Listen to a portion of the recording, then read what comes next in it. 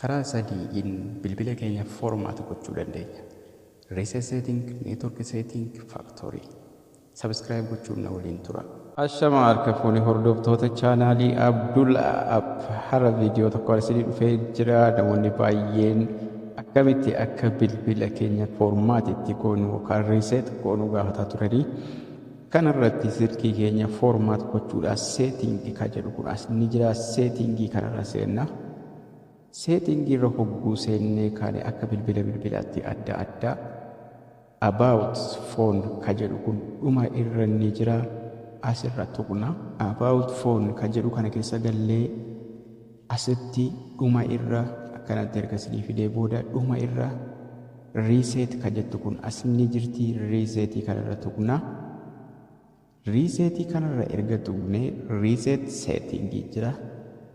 Reset setting kan jalqabaa kun bilbilli danuun kanuma qabaa setting akkasii kana qabaa. Reset setting kan jalqabaa kun hogguu irra tajaajiltan your phone will be reset to default setting accept the security language and account setting customization you made your phone such as your ringtone and do not disturb things kana qaba of keessa.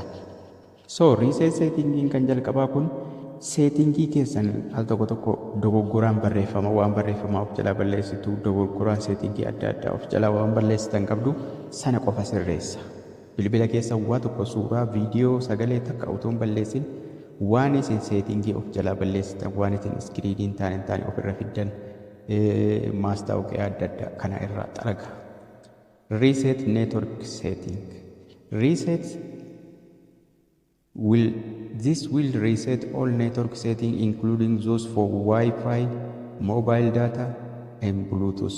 Kun resetii settingii waa'ee networkii Bluetooth kan lammaffaa kun jechuudha. Kanarra tuqxan yoo reset setting gootan fakkeenyaaf waan akka Wi-Fi passwordii irra deebi'ee isin gaafata. Mobile data keessan isin sirreessa, settingii Bluetooth isin sirreessa. Networkii qofa isin sirreessa jechuudha. Factory data reset kan jedhu kun sadaffaarra jira. Factory data resetting kun reset your device to its factory default setting. This will erase all data including file and download apps. Kun factory data resetting kun waan bilbila keessan keessa jiru guutuu isin jalaa haqa jechuudha. Kanaafuu kafeetan irra keessanii ka sadaffaa kanarra yoo tuqxan kana hunda waan gaalarii keessaa qabdan waasappii keessan waa hunda akkaawuntii hunda isin jalaa balleessaa ka sadaffaa kanarra tuqxanii yoo barbaadan goda dhuftanii reset kana tuqxu jechuudha. Resetii kana hogguu tuqxan yoo silki bilbilli keessan paaswordii gaafate ergixanyaa ta'uu keessaniif paaswordii keessan irra deebi'aa itti guutaa isiniin jira. Paaswordii silkii itti guuttanii foormaatii jechuudha godhee ofii cufee deebisee bana. Akkasuma kan jalqabaa kanas yoo barbaadan reset setting irra tuqxanii settingii qofa sirreeffattu. Yoo networkii sirreeffachuu barbaadan kan lammaffaa kanarra tuqxanii reset setting kan jedhu kana tuqxu jechuudha. Haala kanaan resetii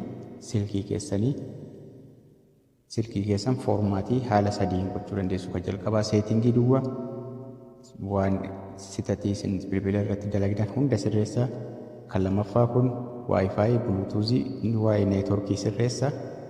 Waa takka hin tuqu ka bira. Factory data resetting waan mara isin jalaa balleessa jechuudha. Waan mara balleessuudhaaf ka sadaffaa kana fayyadamtu jechuudha.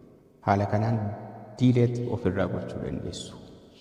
Egaa haala kanaan formaat godhachuu dandeessu jechuudha. Barnoonni keenya har'aa kana fakkaata. Haga barnoota itti aanu walitti deebinutti nagaan turaa isiniin jecha subscribe, share gochuu hin dagatinaa. Galatoomaa.